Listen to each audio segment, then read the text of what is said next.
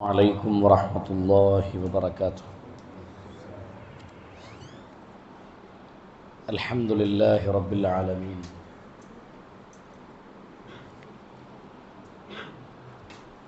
نحمدك يا من أغلقت لنا سبل الهداية وأوزعت عن بصائرنا غصوة الغبايا. نصلي ونسلم على من أرسلت إلينا شاهدا ومبشرا ونذيرا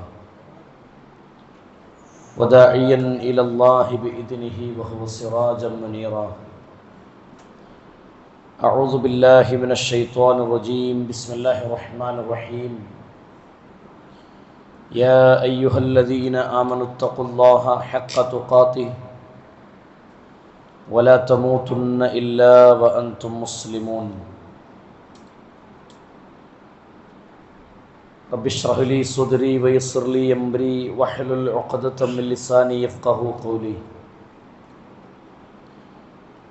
أعوذ بالله من الشيطان الرجيم. ومن يعمل من الصالحات من ذكر أو أنثى فهو مؤمن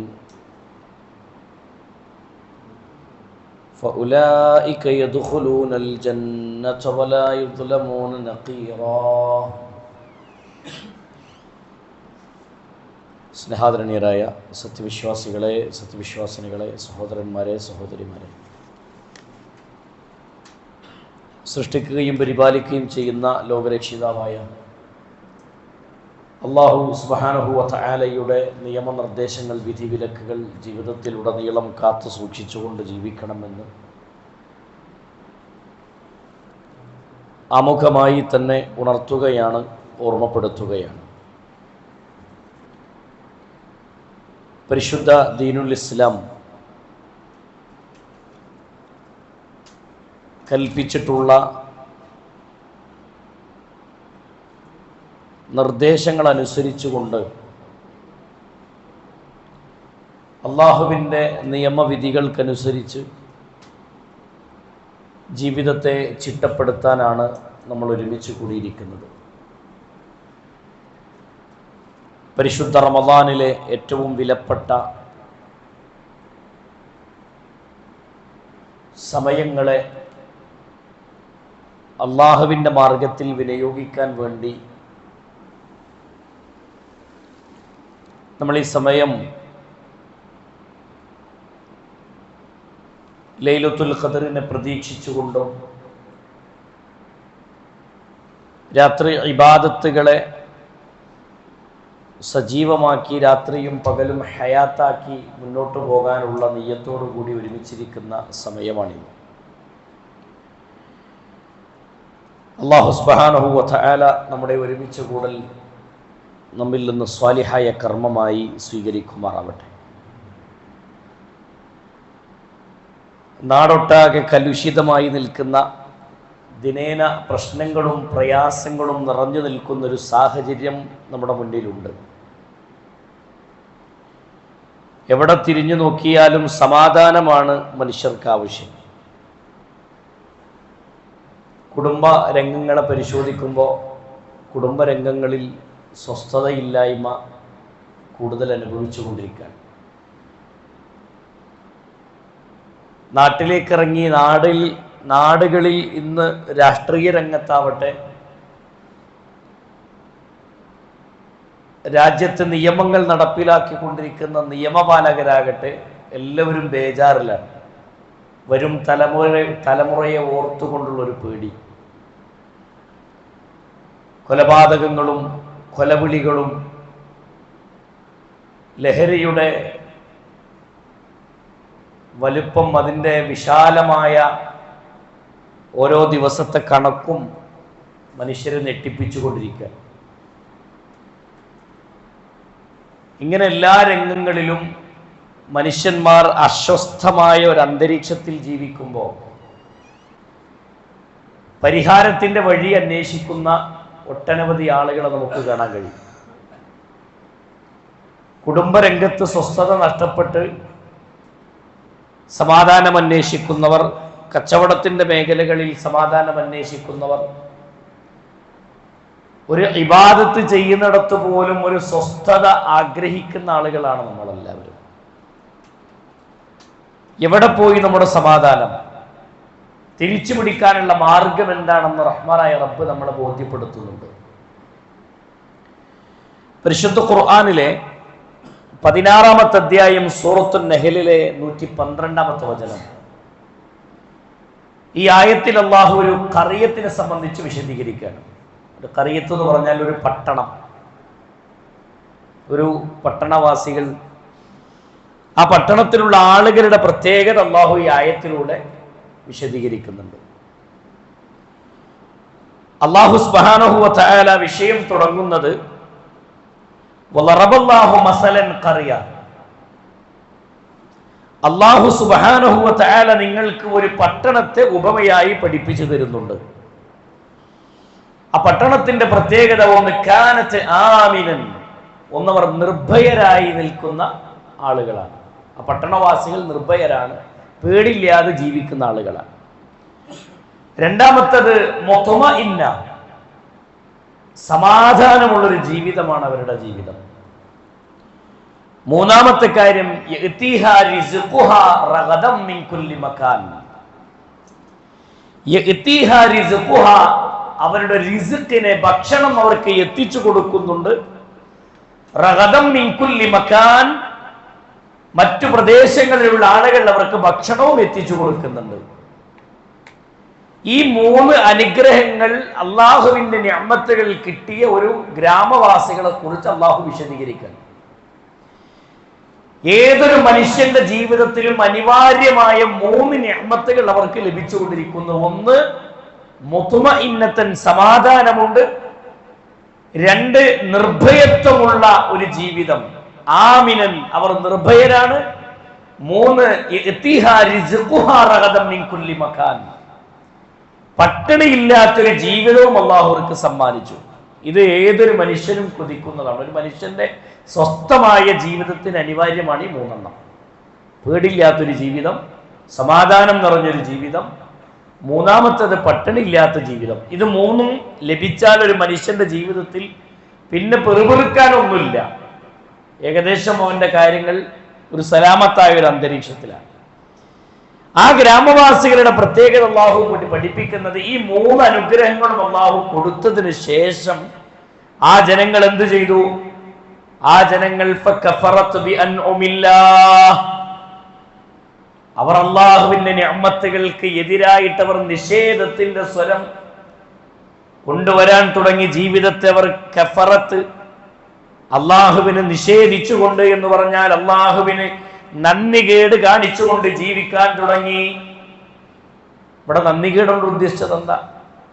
അള്ളാഹ്ക്ക് ഇബാദത്ത് ചെയ്യാതെ ജീവിക്കാതെ മാത്രമല്ല, അള്ളാഹുവിന്റെ നിയമങ്ങൾ ലംഘിച്ചുകൊണ്ട് ആ കൗമ് ജീവിക്കാൻ തുടങ്ങി. നിസ്കാരം ഒഴിവാക്കി, നോമ്പ് ഒഴിവാക്കി, അവരുടെ ഇബാദത്തുകൾ നഷ്ടപ്പെടുത്തി, ഇബാദത്തുകളിൽ ഗഫലത്ത് കാണിച്ചു. അതുമാത്രല്ല, അള്ളാഹു അവർക്ക് നിഷിദ്ധമാക്കിയ കാര്യങ്ങളോട് അവർ കൂടുതൽ ബന്ധം വെച്ച് പുലർത്താൻ തുടങ്ങി. അള്ളാന്റെ കൽപ്പനകൾ പാടെ ലംഘിച്ചുകൊണ്ട് ജീവിക്കാൻ തുടങ്ങി. അങ്ങനെ ജീവിച്ചു പോകുന്ന ആ ജനതയെ സംബന്ധിച്ച് അള്ളാഹു വിശദീകരിക്കുകയാണ്.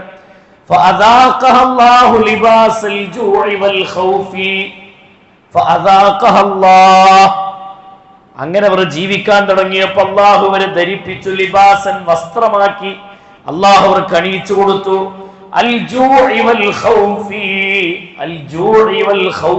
പട്ടിണിയെയും ഭയത്തെയും പകരം അള്ളാഹു അവർക്ക് കൊടുത്തു. അവരുടെ സമാധാനം അവരിൽ നിന്ന് നഷ്ടപ്പെടാൻ ഈ രണ്ട് കാര്യങ്ങൾ അവർക്ക് അള്ളാഹു കൊടുത്തു. ഒന്ന് ഖൗഫ്, പേടി അവരുടെ കൽബിന് കൊടുത്തു. രണ്ടാമത്തത് വൽ ജൂഇ, പട്ടിണി, വിശപ്പ് ജീവിതത്തിലേക്ക് അള്ളാഹു നൽകി. ഈ രണ്ടും അവർക്ക് കിട്ടിയപ്പോൾ അള്ളാഹു അവർക്ക് നൽകിയ ആ സലാമത്ത് എന്ത് ചെയ്തു? ആ സമാധാനം അവർക്ക് അങ്ങോട്ട് നഷ്ടപ്പെട്ടു. സ്വാഭാവികമായും ഒരു മനുഷ്യന്റെ ജീവിതത്തിൽ പ്രശ്നങ്ങൾ വരാനുള്ള കാരണം എന്താണെന്ന് ചോദിച്ചാൽ അള്ളാഹുവിനെ മറികടന്ന് ജീവിച്ചു എന്നതാണ് പ്രധാനപ്പെട്ട ഒരു കാരണം.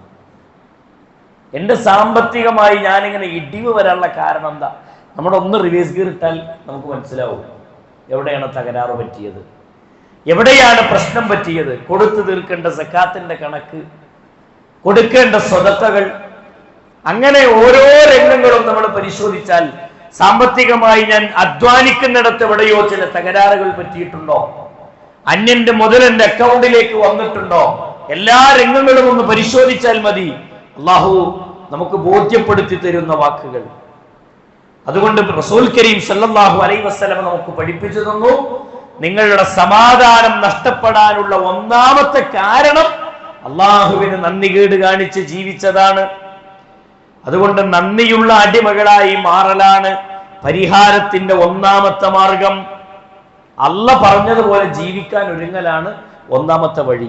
രണ്ടാമത്തെ വിഷയം പരിശുദ്ധ ഖുർആൻ ബോധ്യപ്പെടുത്തിയത് സൂറത്തു ത്വലാഖിലെ 2-ാമത്തെ വചനമാണ്. അല്ലാഹു പറഞ്ഞു, വമൻ യത്തഖില്ലാഹ യജ്അൽ ലഹു മഖ്റജാ. വമൻ യത്തഖില്ലാഹ, ആരാണോ തഖ്വയോടുകൂടി ജീവിക്കുന്നത്, അല്ലാഹനെ ഭയന്നുകൊണ്ട് ജീവിക്കുന്നവർ ആരാണോ, യജ്അൽ ലഹു മഖ്റജാ, അവന്റെ ജീവിതത്തിലെ പ്രയാസങ്ങൾക്ക് പകരം അല്ലാഹു ഒരു പോംവഴി അവന് നൽകുന്നതാണ്. ജീവിതത്തിലെ പ്രശ്നങ്ങൾ അല്ല മാറ്റിയിട്ട് ഒരു പോംവഴി റബ്ബ് തരും. എന്തുണ്ടെങ്കിൽ? തഖ്വ ജീവിതത്തിൽ ഉണ്ടെങ്കിൽ. തഖ്വ ഉണ്ടാക്കാൻ പറ്റിയൊരു മാസത്തിലാണ് നമ്മൾ ഉള്ളത്. തഖ്വയെ കൃത്യമായി പ്രാക്ടിക്കലായി നമ്മൾ തഖ്വ എന്താണെന്ന് പഠിക്കുന്ന ഒരു മാസമാണ് പരിശുദ്ധ റമദാൻ. നോമ്പെന്തിനാ? നോമ്പ് നിങ്ങൾക്ക് തഖ്വയുണ്ടാക്കാൻ എന്ന് പരിശുദ്ധ ഖുർആൻ പഠിപ്പിച്ചു. ഈ നോമ്പിലൂടെ എന്തുണ്ടാകുന്നു? തഖ്വയുണ്ടാകുന്നു. ഈമാനികമായ അല്ലെങ്കിൽ ഒരു മുത്തഖിയായി മാറാൻ നമുക്ക് കഴിയും. ഈ നോമ്പിൽ നമ്മൾ പഠിച്ച് മനസ്സിലാക്കിയ തഖ്വ റമദാൻ തീർന്നാലും നിലനിർത്തുന്ന ഒരു പശ്ചാത്തലം ഉണ്ടെങ്കിൽ നമ്മുടെ ജീവിതത്തിൽ ആ തഖ്വയെ നമുക്ക് എന്താണെന്ന് പഠിക്കാൻ കഴിയും. പരിശുദ്ധ ഖുർആനിലൂടെ അല്ലാഹു ഒന്നുകൂടി ബോധ്യപ്പെടുത്താൻ, വമൻ യത്തഖില്ലാഹ യജ്അൽ ലഹു മിൻ അംരിഹി യുസ്റാ. വമൻ യത്തഖില്ലാഹ, ആരാണോ തഖ്വയോടുകൂടി ജീവിക്കുന്നത്, യജ്അൽ ലഹു മിൻ അംരിഹി യുസ്റാ, അവന്റെ ജീവിതത്തിലെ പ്രശ്നങ്ങൾ അല്ലാഹു മാറ്റിയിട്ട് പകരം അല്ലാഹു അവന് വിശാലത നൽകുന്നതാണ്. അല്ലാഹുവിന് അവന്റെ പ്രശ്നങ്ങൾക്ക് പകരം ഒരു വിശാലത റഹ്മാനായ റബ്ബ് നൽകും. എന്തുണ്ടെങ്കിൽ? തഖ്വ ജീവിതത്തിലുണ്ടെങ്കിൽ. സാമ്പത്തികമായ പ്രശ്നമാവട്ടെ, ഭൗതികമായി നമ്മുടെ മക്കളെ വളർത്തുന്നിടത്തുള്ള പ്രശ്നമാവട്ടെ, നമ്മുടെ കുടുംബരംഗത്തുള്ള പ്രശ്നമാവട്ടെ, നമ്മുടെ ഇടപാടുകളുടെ വിഷയങ്ങളാവട്ടെ, മനസ്സമാധാനം ലഭിക്കണോ, തഖ്വ നിങ്ങൾ മുറുകെ പിടിക്കണമെന്നാണ് പരിശുദ്ധ ഖുർആൻ നമ്മളെ ബോധ്യപ്പെടുത്തിയത്. അതുകൊണ്ട് തഖ്വ ഉണ്ടോ എന്ന് പരിശോധിക്കുക. എന്താ തഖ്വ? എന്താണ് തഖ്വ? നമ്മളൊക്കെ കേട്ട് ശീലമുള്ള ഒരു സംഭവമാണല്ലോ. ഉബയ്യ് ഇബ്നു കഅബ് റളിയല്ലാഹു അൻഹു ഉമർ ഇബ്നുൽ ഖത്താബ് റളിയല്ലാഹു അൻഹുവിനോട് ചോദിച്ചത്, ഉബയ്യെ, നീ നടന്നു പോകുന്ന വഴിയിൽ മുള്ളു നിറഞ്ഞ പ്രദേശമാണെങ്കിൽ ഉമറെ നീ എങ്ങനെയായിരിക്കും നടന്നു പോകുക എന്ന് ഉബയ്യ് ഇബ്നു കഅബ് റളിയല്ലാഹു അൻഹു ഉമർ ഇബ്നുൽ ഖത്താബ് റളിയല്ലാഹു അൻഹുവിനോട് ചോദിക്കാൻ, ഉബയ്യ് ഇബ്നു കഅബ് റളിയല്ലാഹു അൻഹുവിനോട് ഉമർ റളിയല്ലാഹു അൻഹു മറുപടി പറഞ്ഞു, ഉശമ്മിസു അൻസാഖി, ഞാൻ എന്റെ മുണ്ടൊന്ന് ഉയർത്തി പിടിക്കും, എന്നിട്ട് വഅൻദുറു ഇലാ ഖദമി, ഞാൻ എന്റെ കാലിലേക്ക് നോക്കും, എന്നിട്ട് മുള്ളില്ലാത്ത സ്ഥലം നോക്കി ഞാൻ കാല് വെച്ച് നടന്നു നീങ്ങും. ഉമർ റളിയല്ലാഹു അൻഹുവിന്റെ പ്രതികരണം. ഈ സമയത്ത് ഉമർ റളിയല്ലാഹു അൻഹുവിനോട് ഉബയ്യ് ഇബ്നു കഅബ് റളിയല്ലാഹു അൻഹു പറയാണ്, ഹിയ തഖ്വ, അതാണ് ഉമറേ തഖ്വ എന്ന് പറഞ്ഞാൽ. മുള്ളില്ലാത്ത സ്ഥലം നോക്കി കാലെടുത്തു വെക്കാൻ നീ കാണിക്കുന്ന ഒരു ശ്രദ്ധയില്ലേ, ആ ശ്രദ്ധ റഹ്മാനായ റബ്ബിന്റെ കാര്യത്തിൽ നിനക്കുണ്ടാവലാണ് തഖ്വ. അല്ല കാണണ്ട എന്ന് പറഞ്ഞത്, അല്ല കേൾക്കണ്ട എന്ന് പറഞ്ഞത്, അല്ലാഹു സുബ്ഹാനഹു വ തആല നിഷിദ്ധമാണെന്ന് പറഞ്ഞത്, ആ വിഷയത്തിലൊക്കെ നീ സൂക്ഷ്മത പാലിക്കലാണ്. ഇബാദത്തിന്റെ കാര്യത്തിൽ നീ ശ്രദ്ധ പാലിക്കലാണ്. ഇതൊക്കെയാണ് തഖ്വ എന്ന് പറഞ്ഞാൽ. ആ തഖ്വയുടെ വിഷയത്തിൽ ഒരാളുടെ ജീവിതത്തിൽ മാറ്റം പറ്റിയാൽ, റമദാനിൽ ഇങ്ങനെ തഖ്വയോടുകൂടെ ഇങ്ങനെ ജീവിച്ചു, റമദാൻ കഴിഞ്ഞപ്പോൾ തഖ്വയൊക്കെ നഷ്ടപ്പെടുത്തി തോന്നിയതുപോലെ ജീവിക്കാൻ തുടങ്ങിയാൽ അള്ളാഹുവിന്റെ നിഅമത്തുകൾ അവനിൽ നിന്ന് അള്ളാഹു എടുത്തു കളയും. അവന്റെ സലാമത്തിന്, സമാധാനത്തെ റഹ്മാനായ റബ്ബ് അവരിൽ നിന്ന് എടുത്തു കളയും. പരിശുദ്ധ ഖുർആനിലെ 53-ാമത്തെ സൂറത്തുൽ അൻഫാലിലെ 53-ാമത്തെ വചനത്തിൽ അല്ലാഹു പഠിപ്പിക്കുന്നത് കാണാം, ദാലിക ബിഅന്നല്ലാഹ ലം യകു മുഗയ്യിറൻ നിഅമതൻ അൻഅമഹാ അലാ ഖൗമിൻ ഹത്താ യുഗയ്യിറൂ മാ ബി അൻഫുസിഹിം.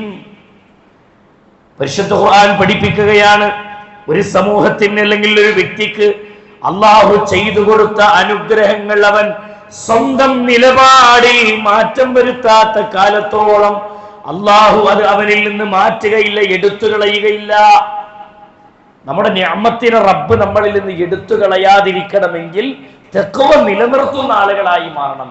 തഖ്വയുടെ വിഷയത്തിൽ ഒരാള് മാറ്റം സംഭവിച്ചാൽ, തഖ്വയുടെ വിഷയത്തിൽ ഒരാൾക്ക് മാറ്റം സംഭവിച്ചാൽ, അതായത് കുറച്ചു കാലൊക്കെ ഈമാനോടുകൂടി ജീവിച്ചു, പിന്നെ കുറച്ചു കാലം കഴിഞ്ഞപ്പോ ഈമാനൊക്കെ ഇങ്ങനെ നഷ്ടപ്പെട്ട് സ്വന്തം ഇഷ്ടത്തിൽ ഒരാൾ ജീവിക്കാൻ തുടങ്ങിയാൽ അള്ളാഹു ബോധ്യപ്പെടുത്തിയ സംഭവമാണ്. അവനവന്റെ ഈമാനിനെ നഷ്ടപ്പെടുത്തിയാൽ അള്ളാഹു ബോധ്യപ്പെടുത്തിയ വിഷയമാണെന്ത്? അവന്റെ റഹ്മാനായ റബ്ബ് അവന്റെ അള്ളാഹു കൊടുത്ത നിഅമത്തിനെ അള്ളാഹു അവനിൽ നിന്ന് എടുത്തു കളയും, തഖ്വയിൽ ഒരാൾക്ക് മാറ്റം സംഭവിച്ചാൽ എന്നാണ്. അതുകൊണ്ട് തഖ്വ മുറുകെ പിടിക്കുക, ഈമാനിനെ മുറുകെ പിടിച്ച് ജീവിക്കുക എന്നുള്ളതാണ്. പരിശുദ്ധ റമദാനിന്റെ അവസാനത്തെ 10-ലാണ് നമ്മളുള്ളത്. അവസാനത്തെ 10-ന്റെ ഈ തുടക്കകാലത്ത്, ഈ ഒന്നാമത്തെ രാത്രിയിൽ നമ്മൾ ഇരിക്കുന്ന ഈ ഒന്നാമത്തെ ദിവസത്തിൽ സഹോദരങ്ങളെ, നമ്മുടെ മനസ്സ് പരിപൂർണമായ നല്ല നിയ്യത്തോടു കൂടിയാണ് നമ്മൾ അവിടെ വന്നിരിക്കുന്നത്. അള്ളാഹു നമ്മിൽ നിന്ന് ഖബൂൽ ചെയ്യുമാറാവട്ടെ, അള്ളാഹു സ്വീകരിക്കുമാറാവട്ടെ. അയ്യാമം മഅദൂദാത്ത്, എണ്ണപ്പെട്ട ദിവസങ്ങൾ എന്നാണ് റമദാനിലെ ഓരോ ദിവസങ്ങളെ സംബന്ധിച്ചും അള്ളാഹു പരാമർശിച്ചത്. ഓരോ ദിവസങ്ങളും നമ്മൾ എണ്ണി തീർക്കുകയാണ്. നഷ്ടപ്പെടുന്ന ദിവസങ്ങൾ നമുക്ക് വലിയ നഷ്ടമാണെന്ന ചിന്തയോടുകൂടി നമ്മൾ കഴിച്ചു കൂട്ടുകയാണ്. ഈ ദിവസങ്ങളെ കുറിച്ച് വിശദീകരിക്കുമ്പോൾ മഹാന്മാരായ പണ്ഡിതന്മാർ പരിശുദ്ധ ഖുർആനിലെ വചനങ്ങൾ വിവരിച്ചുകൊണ്ട്, അതേ ബനൂ ഇസ്രായേല്യരായ ഒരു ജനതയെ പോലെ നിങ്ങൾ ആകരുതെന്ന് പരിശുദ്ധ ഖുർആനിലൂടെ അല്ലാഹു പഠിപ്പിക്കുന്നത് കാണാം. എന്താ ബനൂ ഇസ്രായേല്യരായ വേദക്കാരെന്നറിയപ്പെടുന്ന വിഭാഗത്തിന്റെ പ്രത്യേകത? അവരെ കുറിച്ച് അല്ലാഹു പഠിപ്പിക്കുന്നത്, അലം യഅ്നി ലില്ലദീന ആമനൂ, സത്യവിശ്വാസികൾക്ക് നേരമായില്ലേ? അല്ലാഹു ചോദിക്കുകയാണ്, അൻ തഖ്ശഅ ഖുലൂബുഹും ലിദിക്രില്ലാഹ്, അല്ലാഹുവിനെ പറ്റിയുള്ള ഓർമ്മകൾ, ആ ഓർമ്മകൾ കാരണത്താൽ അവരുടെ ഹൃദയങ്ങൾ പേടിച്ച് വിറക്കാൻ തുടങ്ങാൻ, പേടിച്ച് വിറച്ചു തുടങ്ങാൻ സമയമായിട്ടില്ലേ? വമാ നസല മിനൽ ഹഖ്, അല്ലാഹു അവർക്ക് അവതരിപ്പിച്ചിട്ടുള്ള വേദഗ്രന്ഥത്തിലെ ആ സത്യങ്ങൾ അവർ കേട്ടിട്ടും അറിഞ്ഞിട്ടും അവർക്ക് ഇനിയും മാറാനും മാറി ചിന്തിക്കാനും അവർക്ക് നേരമായിട്ടില്ലേ? അല്ലാഹു ചോദിക്കാൻ. എന്താണ് അവർക്ക് സംഭവിച്ച വിഷയം? വലാ യകൂലു, അവർ ആയിത്തീരാതിരിക്കാൻ വേണ്ടിയാണ് കല്ലദീന ഊതുൽ കിതാബ മിൻ ഖബൽ, മുമ്പ് കഴിഞ്ഞുപോയ വേദക്കാരെ പോലെ, യഹൂദി നസ്വാറാക്കളെ പോലെ അവരാകാതിരിക്കാൻ. അവർക്ക് തഖ്വയുടെ വിഷയത്തിൽ, ഈമാനിന്റെ കാര്യത്തിൽ, അവർക്ക് സൂക്ഷ്മതയുടെ കാര്യത്തിൽ വർധന ഉണ്ടാകാൻ സമയമായിട്ടില്ലേ?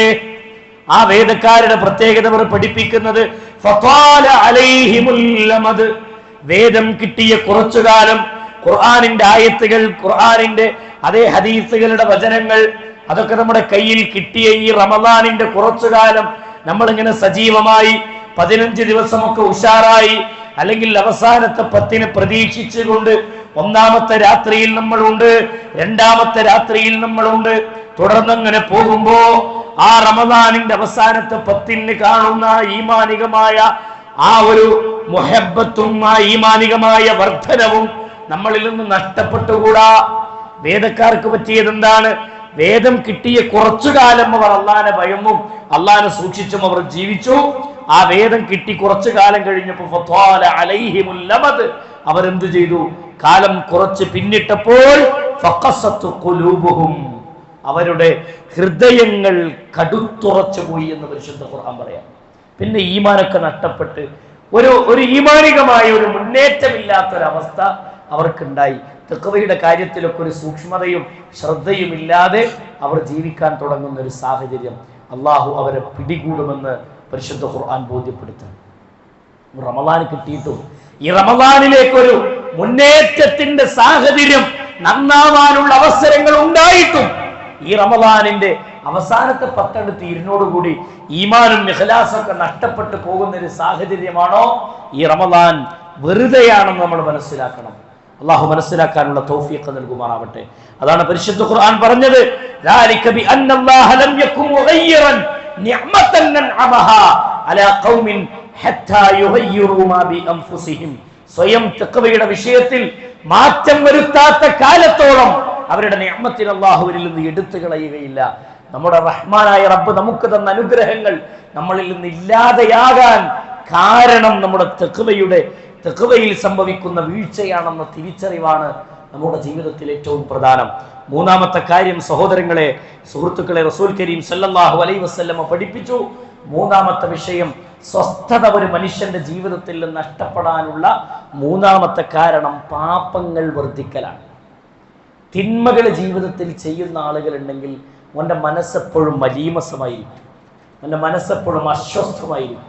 ഹബീബായ റസൂലുള്ളാഹി സ്വല്ലല്ലാഹു അലൈഹി വസല്ലമ പഠിപ്പിക്കുന്ന ഒരു ഹദീസ് നമുക്ക് ഇങ്ങനെ കാണാം. നവാസ് ഇബ്നു സംആൻ റളിയല്ലാഹു അൻഹു, നവാസ് ഇബ്നു സംആൻ റളിയല്ലാഹു അൻഹുവിൽ നിന്ന് നിവേദനം ചെയ്യുന്ന ഹദീസാണ്. അനിൽ ബിർരി വൽ ഇസ്മി, അനിൽ ബിർരി വൽ ഇസ്മി. എന്താണ് ഇസ്മ? റസൂലിനോട് ചോദിക്കാണ്, എന്താണ് റസൂലെ ബിർറ്, എന്താണ് ഇസ്മ? റസൂലെ എന്താണ് പുണ്യം, എന്താണ് പാപം? റസൂലിനോട് ചോദിച്ചപ്പോൾ നബി സല്ലല്ലാഹു അലൈഹി വസല്ലമ പറഞ്ഞു, ഒന്നാമത്തെ വിഷയം അൽ ഹുസ്നുൽ ഖുൽഖി. അൽ ബിർറു, പുണ്യം എന്ന് പറഞ്ഞാൽ ഹുസ്നുൽ ഖുൽഖ്, നല്ല സ്വഭാവം. ഒരാളെ ജീവിതത്തിൽ സൽസ്വഭാവം ഉണ്ടോ, നല്ല സ്വഭാവം ഉണ്ടോ, അതാണ് പുണ്യം. 5 നേരം നിസ്കരിക്കുക മാത്രമല്ല, 5 നേരം നിസ്കരിക്കുക മാത്രമല്ല പുണ്യം, അത് വലിയ കൂലിയുള്ള കാര്യമാണ്. രാത്രിയിൽ ഖിയാമുൽ ലൈലിന് പള്ളിയിൽ സജീവമാകുക മാത്രമല്ല പുണ്യം. എന്താണ് പുണ്യം? ഭാര്യയോട് നല്ല സ്വഭാവത്തിൽ പെരുമാറാൻ പറ്റിയിട്ടുണ്ടോ, അതാണ് പുണ്യം. നമ്മളെ കുറിച്ച് നമ്മുടെ ഭാര്യനോട് ചോദിച്ചാൽ എന്തെങ്കിലും അഭിപ്രായം? അതാണ് നമ്മൾ, അല്ലേ? നമ്മളെ കുറിച്ച് നമ്മുടെ ഭാര്യനോട് ചോദിച്ചാൽ എന്താണോ അഭിപ്രായം, അതാണ് നമ്മുടെ പുണ്യം. മനസ്സിലായോ? എങ്ങനെ നിങ്ങളെ ഭർത്താവ് എന്ന് ചോദിക്കുമ്പോഴേ ഒന്നും മുണ്ടണില്ല, ഇനി പറഞ്ഞിട്ട് അയാൾ വൈകുന്നേരം വന്ന ഒന്ന് തല്ലാന് എന്ന് പറയുകയാണെങ്കിൽ നമ്മളെ സ്വഭാവം അത്ര മഹിമുണ്ട്. നമ്മുടെ നിസ്കാരത്തിൻ്റെയും നമ്മുടെ ഇബാദത്തിൻ്റെ ഒക്കെ ഗ്യാരണ്ടി എത്രത്തോളം ഉണ്ടാവും? അതുകൊണ്ട് സ്വഭാവം നന്നാക്കാൻ നബി കരീം സല്ലല്ലാഹു അലൈഹി വസല്ലം പഠിപ്പിച്ചു. റസൂലുള്ളാഹിന്റെ സ്വഭാവത്തിന്റെ പ്രത്യേകത എന്താ? അള്ളാഹിന്റെ റസൂൽ സല്ലല്ലാഹു അലൈഹി വസല്ലമിന്റെ അടുത്ത് സ്വഹാബത്ത് വന്നിരുന്നാൽ സ്വഹാബത്തിന് തോന്നുമായിരുന്നു, എന്ത്, എന്നോടാണ് റസൂലുള്ളാഹിക്ക് കൂടുതൽ ഇഷ്ടമെന്ന്. അള്ളാഹിന്റെ റസൂൽ എന്നോടാണ് കൂടുതൽ ഇഷ്ടം ഓരോ സ്വഹാബികൾക്കും തോന്നിയിരുന്നു എന്നാണ്. നമ്മുടെ സ്വഭാവം കണ്ടിട്ട് തോന്നുമോ? നമ്മുടെ മക്കൾക്ക് തോന്നുമോ വാപ്പാക്ക് എന്നോടാ കൂടുതൽ ഇഷ്ടം? എല്ലാ മക്കൾക്കും ആ പെരുമാറ്റം, ആ ഇടപെടൽ നമ്മുടെ അയൽവാസികൾക്ക് തോന്നോ? നമ്മുടെ മഹല്ലത്തിലൂടെ നമ്മുടെ സഹോദരങ്ങൾക്ക് തോന്നോ? അങ്ങനെ സ്വഭാവം നന്നാക്കലാണ് റസൂൽ കരീം സല്ലല്ലാഹു അലൈഹി വസല്ലം പഠിപ്പിച്ച പുണ്യം എന്ന് പറഞ്ഞാൽ. രണ്ടാമത് പറഞ്ഞു വൽ ഇസ്മു, പാപം എന്ന് പറഞ്ഞാൽ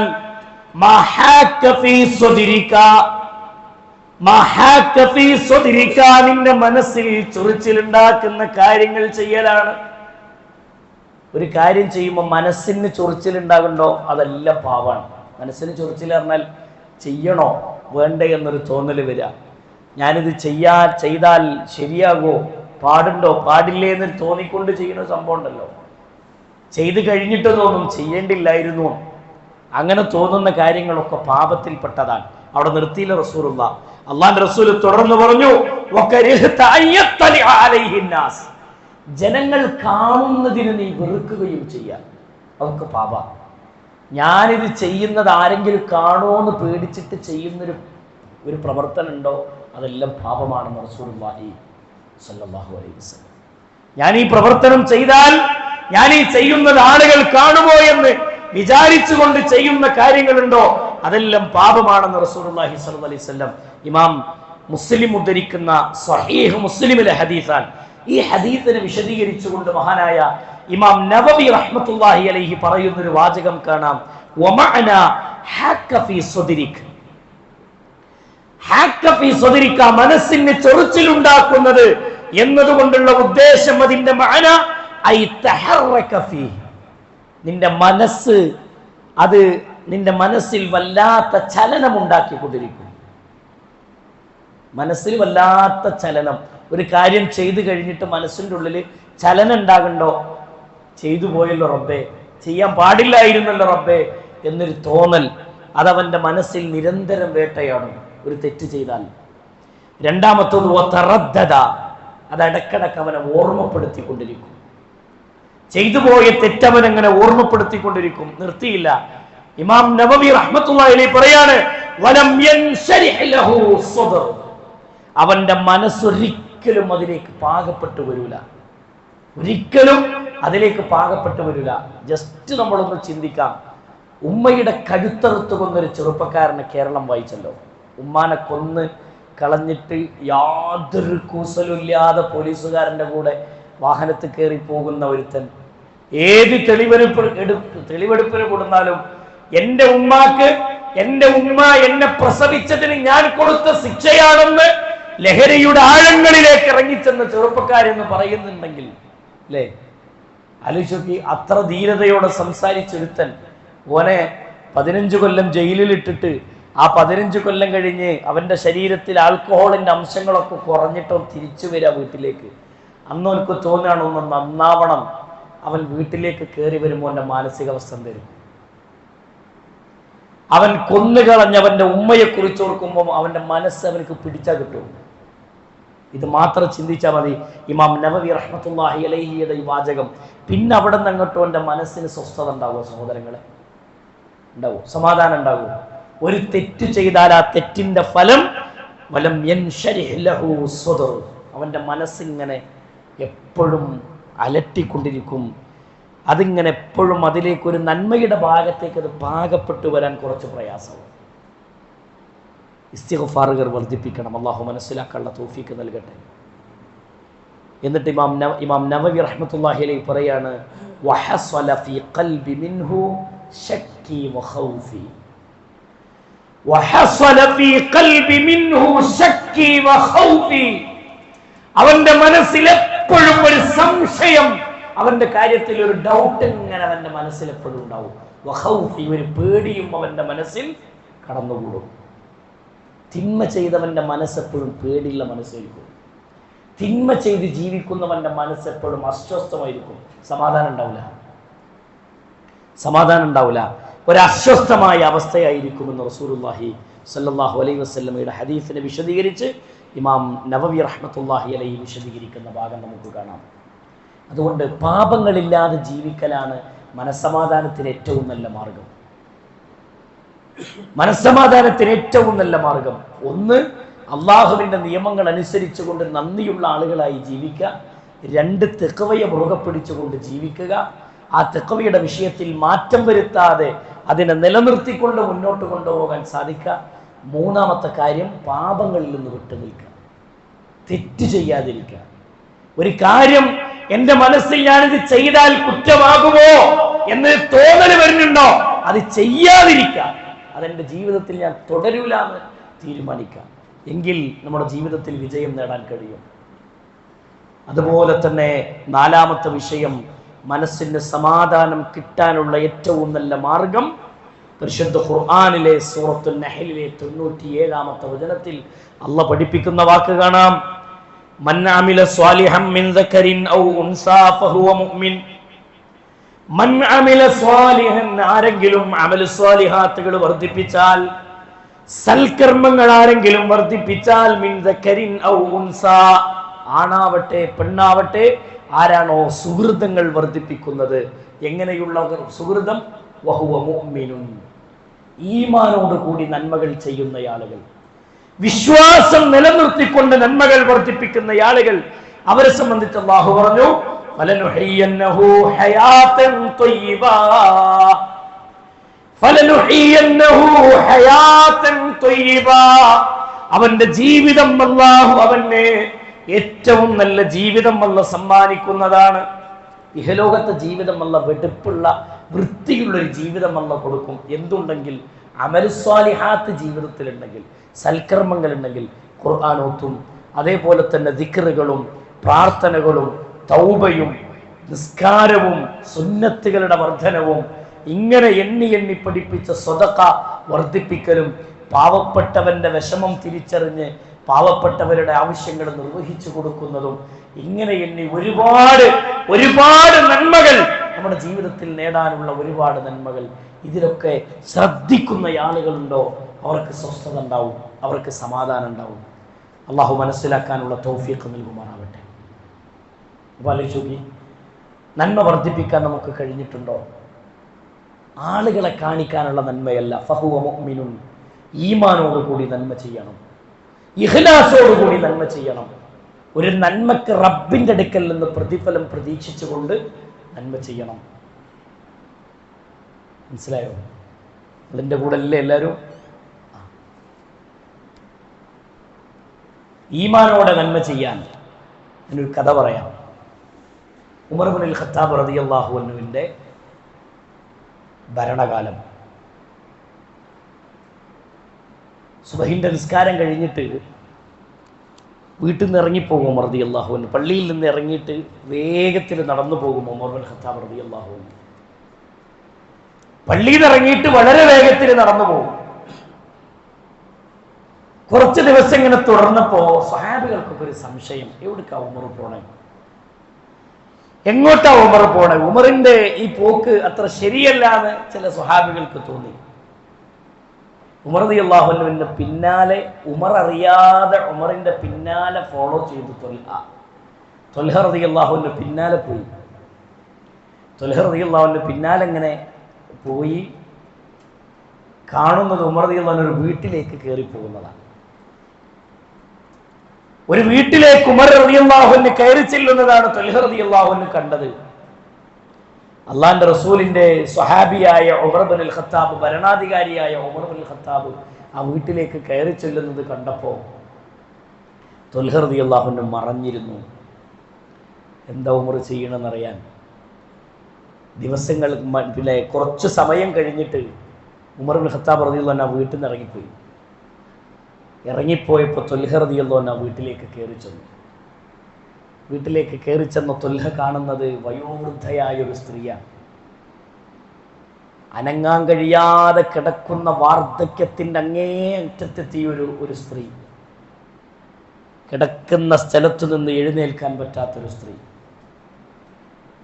ആ സ്ത്രീ ആ ഉമ്മയോട്, പ്രായമായ ഉമ്മയുടെ അടുക്കലേക്ക് ത്വൽഹ റളിയല്ലാഹു അൻഹു കയറി ചെന്നിട്ട് ചോദിച്ചു, ഉമ്മ, ആരാ ഉമ്മ അവിടെ വന്നത്? എന്തിനാണ് ഉമ്മ അയാൾ ഇങ്ങോട്ട് വരുന്നത്? ത്വൽഹ റളിയല്ലാഹു അൻഹു ഈ ചോദ്യം ചോദിച്ചപ്പോൾ ഉമ്മ പറഞ്ഞു, ആരാണെന്ന് എനിക്കറിയില്ല മോനെ. ഇവിടെ വരുന്ന വ്യക്തി ആരാണെന്ന് എനിക്കറിയില്ല.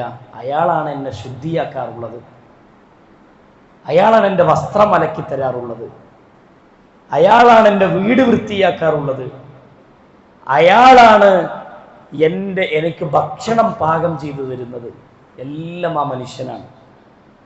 ഇത് കേൾക്കും ഉമർ, ത്വൽഹ റളിയല്ലാഹു അൻഹുവിന്റെ കണ്ണ് നിറഞ്ഞുപോയി.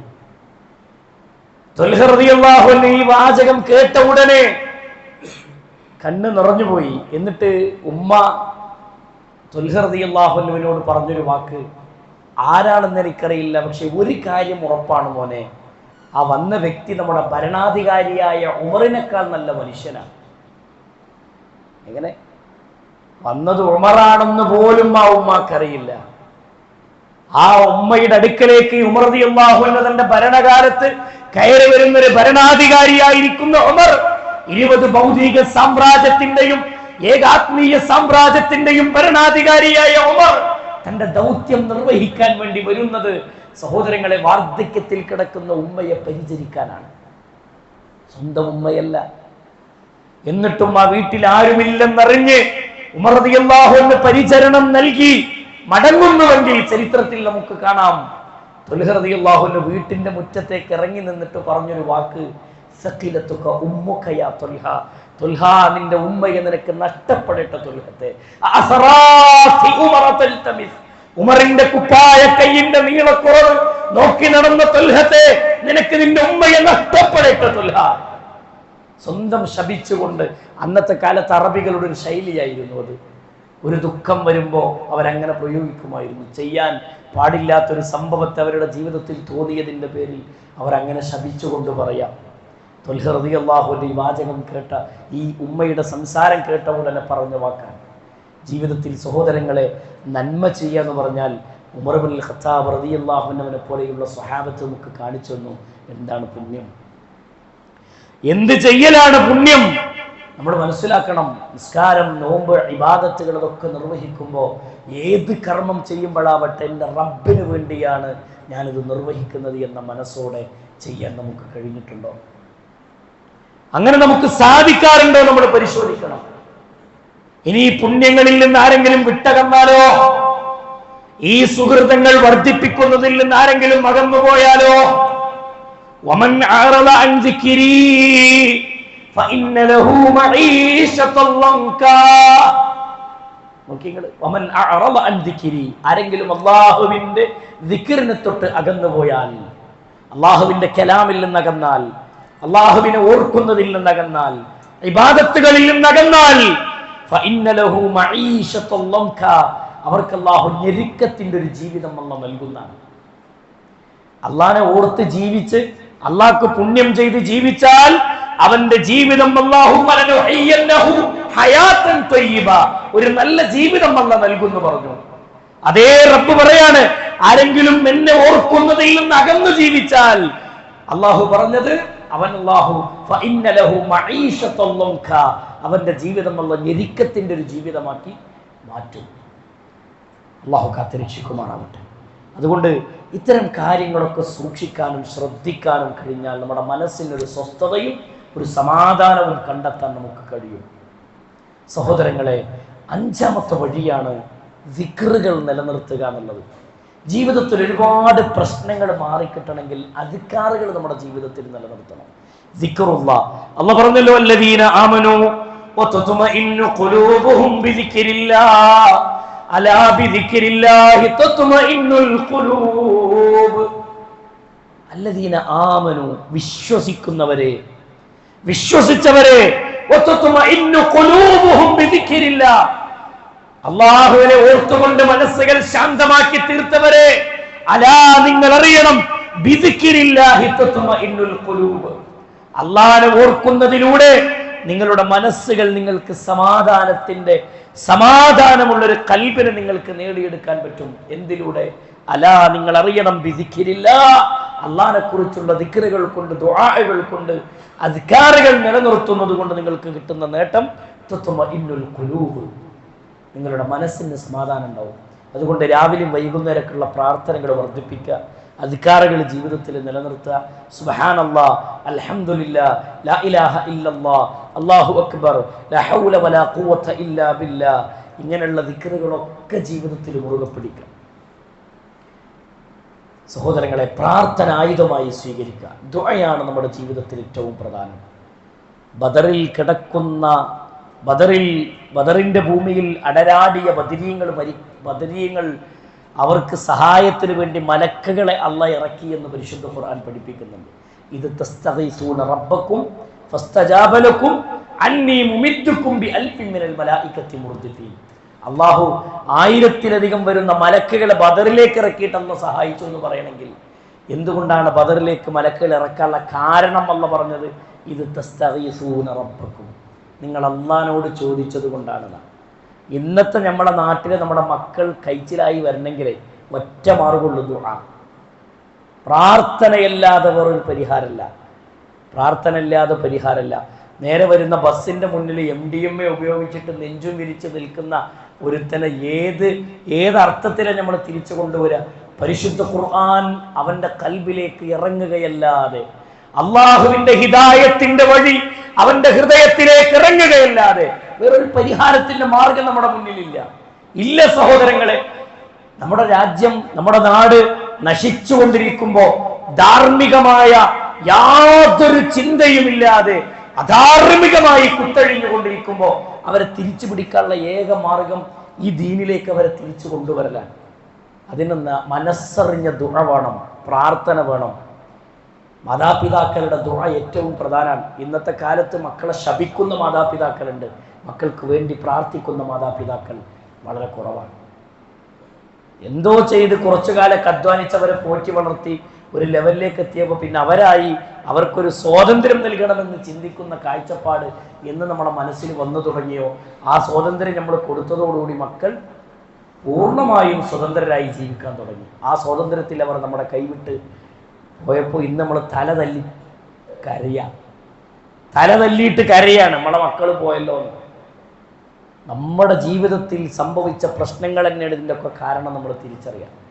അള്ളാന്റെ ദീന് എങ്ങനെ മുറുകെ പിടിക്കണോ ആ രൂപത്തിൽ തന്നെ മുറുകെ പിടിച്ചുകൊണ്ട് നമ്മുടെ വീടിനെ പരിശുദ്ധ ഖുർആനിൻ്റെയും സുന്നത്തിൻ്റെയും വലയത്തിൽ നിർത്തിക്കൊണ്ട് മുന്നോട്ട് കൊണ്ടുപോകാൻ നമ്മൾ ഒരുക്കമാണോ, അള്ളാഹു നമ്മുടെ വീടിന് സമാധാനം നൽകും, സ്വസ്ഥത നൽകും. ആ സ്വസ്ഥതയുള്ള ഒരു വീടായി നമ്മുടെ വീട് മാറട്ടെ. അതിനുവേണ്ടി നമ്മൾ പരിശ്രമിക്കുക സഹോദരങ്ങളെ. ആ രൂപത്തിൽ നമ്മുടെ ജീവിതത്തിൽ നമ്മൾ ചിട്ടപ്പെടുത്തുക, അധികാരികൾ ജീവിതത്തിൽ നിലനിർത്തുക, പ്രാർത്ഥന ആയുധമായി നിലനിർത്തി കൊണ്ടുപോവുക. ഇൻഷാ അള്ളാഹു തൗഫീഖ് ചെയ്താൽ ഇനിയുള്ള ഓരോ ദിവസങ്ങളിൽ ഈ റമളാൻ അവസാനിക്കുന്നത് വരെ നമ്മുടെ ഇതേ മജ്‌ലിസ് നമുക്ക് തുടർന്ന് കൊണ്ടുപോകണം. നമ്മുടെ ക്ലാസ്സുകൾ നമുക്ക് തുടർന്ന് കൊണ്ടുപോകണം. നല്ല മനസ്സോടുകൂടി കൂടുതൽ ഇബാദത്തുകൾ ചെയ്യണമെന്ന നിയ്യത്തോടു കൂടി വരിക. ഇബാദത്തുകളിൽ ശ്രദ്ധ കാണിക്കുക. അള്ളാന്റെ മാർഗത്തിൽ സഹോദരങ്ങളെ കനിഞ്ഞ് പരിശ്രമിച്ചുകൊണ്ട് അധ്വാനിക്കുന്ന ആളുകളായി നമ്മൾ മാറാൻ നമ്മൾ പരിശ്രമിക്കുക. ഒരു കാരണവശാലും പാപങ്ങളിലേക്ക് പോകാതെ റമളാനിൻ്റെ ഒരു ഖൈറും നഷ്ടപ്പെടുത്താതെ സജീവമായി മുന്നോട്ട് പോകാൻ നമുക്ക് സാധിക്കണം. അള്ളാഹു മനസ്സിലാക്കാനുള്ള തൗഫീഖ് നമുക്ക് പ്രദാനം ചെയ്ത് അനുഗ്രഹിക്കുമാറാവട്ടെ. നമ്മുടെ മക്കൾ ഇന്നത്തെ കാലത്ത് ഏറ്റവും കൂടുതൽ വഴിപിഴവിലേക്ക് പോയിക്കൊണ്ടിരിക്കുന്ന നമ്മുടെ മക്കളെ നമ്മൾ ഭയത്തോടു കൂടിയാണ്, പേടിയോടുകൂടിയാണ് കാണുന്നതെങ്കിൽ, പേടിയും അതുപോലെ തന്നെ സഹോദരങ്ങളെ നമ്മൾ ജാഗ്രതയോടുകൂടി മക്കൾക്ക് ദീനിലേക്കുള്ള കൃത്യമായ ദിശാബോധം നമ്മൾ നൽകുക എന്നുള്ളത് ഏറ്റവും പ്രധാനപ്പെട്ട ഒരു വിഷയമാണ്. അതിലേക്കുള്ള സൂചനകൾ നമ്മൾ കഴിഞ്ഞ ഖുതുബകളിൽ ഇവിടെ സൂചിപ്പിച്ചിരുന്നു. തെന്മിയ എന്ന് പറയുന്ന ഒരു പ്രോഗ്രാം നമ്മുടെ മുന്നിലുണ്ട്. 3 ദിവസം നീണ്ടു നിൽക്കുന്ന പ്രോഗ്രാമിലേക്ക് നമ്മുടെ കുട്ടികളെ പറഞ്ഞേക്കാൻ നമ്മൾ പരിശ്രമിക്കുക. അതുപോലെ തന്നെ പരിശുദ്ധ ഖുർആനിനെ മനഃപ്പാഠമാക്കി ഖുർആൻ പഠിക്കാനുള്ള സംവിധാനം മക്കൾക്ക് വേണ്ടി ഇവിടെ ഉണ്ട്. അതിൻ്റെ അഡ്മിഷൻ തുറന്നുകൊണ്ടിരിക്കുകയാണ്. അതിലേക്കുള്ള നമ്മുടെ മക്കൾ അവിടെ എത്തിയിട്ടുണ്ടോ, പഠിക്കുന്നുണ്ടോ, അവർ ഹാഫിളുകളാകാൻ നമ്മൾ എന്ത് പരിശ്രമമാണ് നമ്മുടെ ഭാഗത്തു നിന്നുണ്ടായത് എന്നൊരു ചിന്തയൊക്കെ അനിവാര്യമാണ്. ആ രൂപത്തിലേക്കൊക്കെ നമ്മുടെ ചിന്തകൾ മുന്നോട്ട് കൊണ്ടുപോവുക. നമ്മുടെ ഈ സ്ഥാപനം, ഈ പള്ളിയും ഇതിനോടനുബന്ധിച്ച് നിൽക്കുന്ന സ്ഥാപനങ്ങളും ഇതൊക്കെ നല്ല വൃത്തിയോടുകൂടി നിലനിർത്തി കൊണ്ടുപോകാൻ നമുക്ക് സാധിക്കേണ്ടതുണ്ട്. ആ ഒരു ശ്രദ്ധയും സൂക്ഷ്മതയും നമുക്ക് വേണം.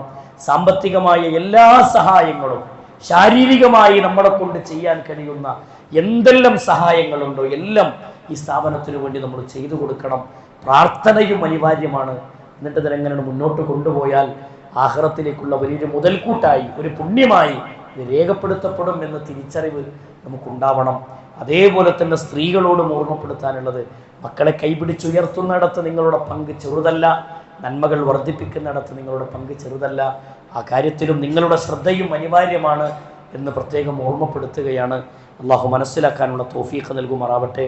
സ്ത്രീകളോട് പ്രത്യേകം ഒരു നിർദ്ദേശം അറിയിക്കാൻ വേണ്ടി ഏൽപ്പിച്ചിട്ടുള്ളൊരു വിഷയം, പിന്നെ നമ്മൾ ഈ അത്താഴത്തിൻ്റെ സമയത്തൊക്കെ ഭക്ഷണം കഴിക്കുന്ന സമയത്ത് പള്ളിയുടെ ഉള്ളിലേക്ക് ഭക്ഷണം കൊണ്ടുവരാതിരിക്കാൻ വേണ്ടി സഹോദരിമാർ കാര്യങ്ങൾ പ്രത്യേകം ഒന്ന് ശ്രദ്ധിക്കണം. കാരണം നമസ്കരിക്കുന്ന മുസല്ലയാണ്.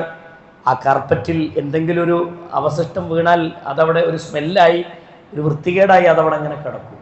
അതുകൊണ്ട് പള്ളിയുടെ ഉള്ളിലേക്ക് ഭക്ഷണത്തിൻ്റെ അംശങ്ങൾ കൊണ്ടുവരരുത് എന്ന് പ്രത്യേകം ഓർമ്മപ്പെടുത്തുക.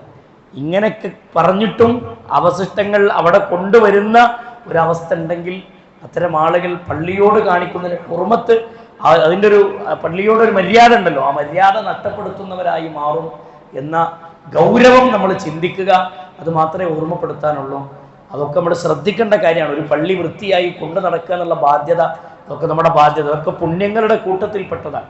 നമ്മൾ ചെയ്യേണ്ട പുണ്യകർമ്മങ്ങളുടെ കൂട്ടത്തിൽപ്പെട്ടതാണ്. ആ കാര്യങ്ങളൊക്കെ സൂക്ഷിച്ചും ശ്രദ്ധിച്ചും നമ്മൾ മുന്നോട്ട് പോവുക.